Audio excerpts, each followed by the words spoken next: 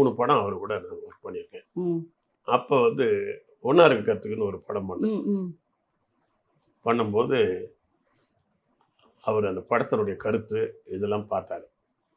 அவர் சொன்னார், "கவுண்டமணி ஹீரோ போட்டு பண்றீங்களே, இந்த படம் ஒண்ணு வியாபாரம் ஆகுமான்னு?" ம். குறைச்சலா தான் சார் ஆகும். ம். வேற யாராவது ஹீரோயின் மேல கதை வச்சுன்னா எனக்கு ஓரளவுக்கு பிசினஸ் ஆகும். இது ஒரு 10, 20 லட்சம் கம்மியா தான் ஆகும்னாரு. ம்.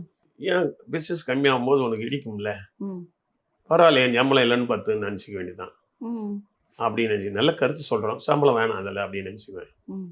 ஏன் வித்தியாசமான ஆளாக இருக்கிற நீ சினிமாவில் அப்படின்னாரு அவர். அவங்க அண்ணன் பாஸ்கர் ம்.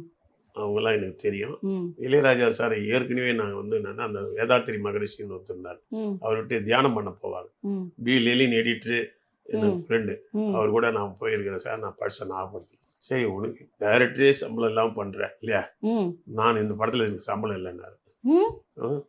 ஒன்றா இருக்கிறதுக்கு அவர் சம்பளம் வாங்கவே இல்லை.